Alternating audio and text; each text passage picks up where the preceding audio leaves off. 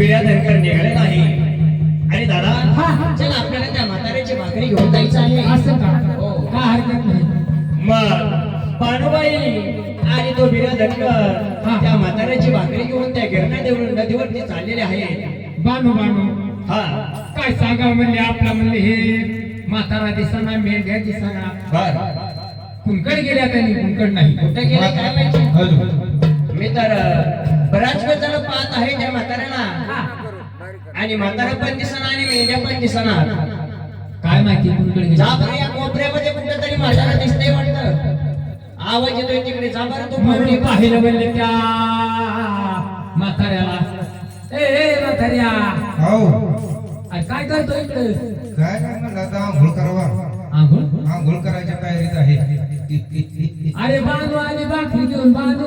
बानू आली. हा पुढे बानू. हे काय बानू आली हो? लका बानू. अरे म्हाताऱ्या हो मी तुला बराच वेळ झाला पाहत आहे. हा तू पण या ठिकाणी दिसेना आणि माझ्या मेंढ्या कुठं आहेत त्या पण दिसेना. तुझ्या मेंढ्या हो तुला मेंढ्या पाहिजे. माझ्या मेंढ्या कुठं आहेत म्हाताऱ्या. अरे म्हाताऱ्या अरे माझ्या मेंढ्या कुठं आहेत. मी बराच वेळ झाला रानमाळ पाहत आहे. आता मेंढ्या तुझ्या समोरच आहेत बानू. कुठं आहेत. ह्या गिरणा नदीच्या खडकावरती धुवून वाळू घातलेले आहे. काय म्हणालास. बघ ना कशा समोर वाळत आहेत. अरे म्हाताऱ्या हे काय करस. मी तुला मेंढ्या धुवायच्या सांगितल्या होत्यास का मारायच्या सांगितल्या होत्यास. आमचं सर्व काही ती जीवन मेंढ्यावरती आहे आणि माझ्या मेंढ्या तू या ठिकाणी गिरणं काय दात करीतोस. माझा जीव इकडे घासावीस होत आहे आणि तो खुशाल दात करीतोस. बानू एवढी बोंबली माझा पाठका पण सुटला तुझ्या बोंबली. अरे म्हाताऱ्या माझ्या मेंढ्या एवढ्या लवकरात लवकर जिवंत करून दे. इकडे पाहावं तर त्या मेंढ्याच्या हडकाचा ढिगारा लावलास. इकडे पाहावं तर त्या मेंढ्याच्या कातड्याचा ढिगारा लावलास आणि त्या गिरणा नदीवरती रक्ताचा पूर चाललेला आहे.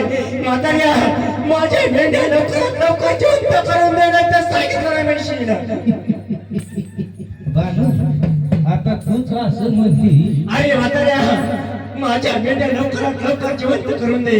माझं ऐकून घेते का जाऊन. माझ्या मेंढ्या आधी जिवंत करून दे. मग दहा कुठं जायचं आहे ते.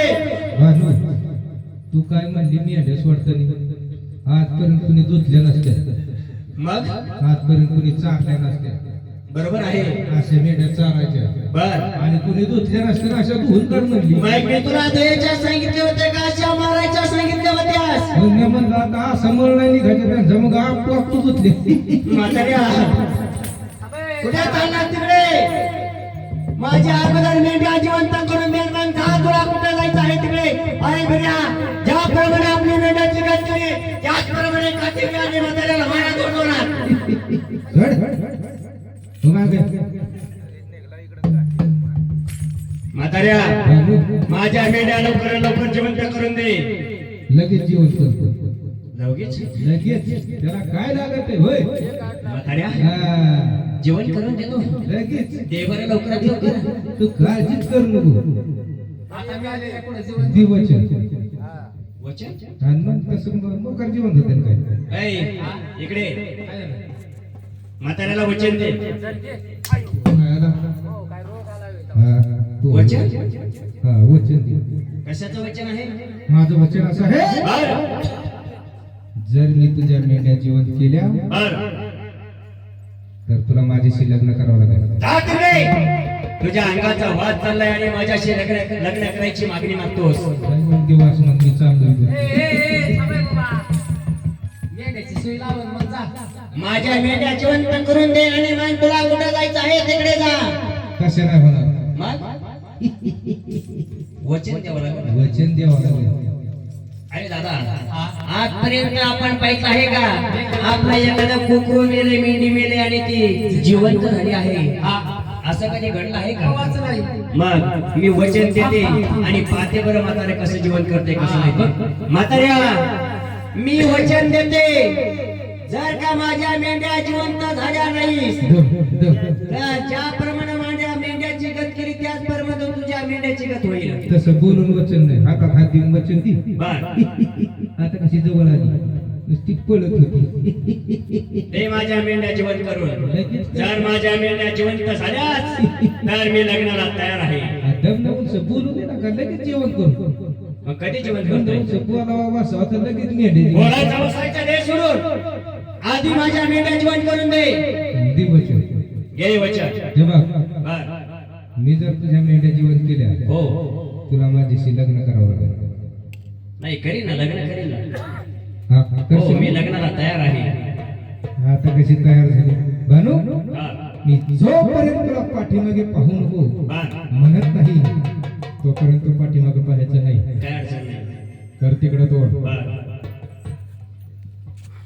मग त्या म्हाताऱ्याने काय केलं?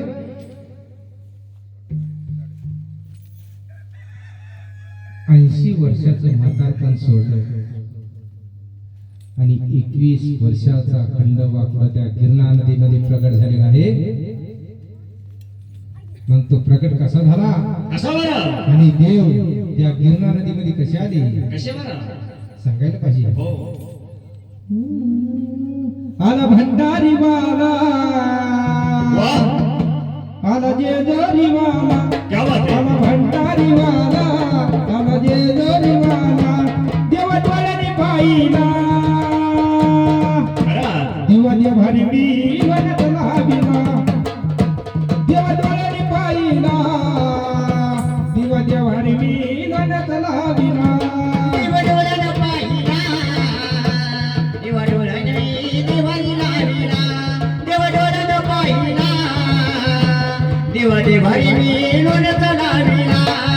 6 महिन्याच्या सोमोतीला, 6 महिन्याच्या सोबतीला देव निघाले अंगोलीला, देव निघाले अंगोलीला, निघाले अंगोलीला, देव निघाले अंगोलीला.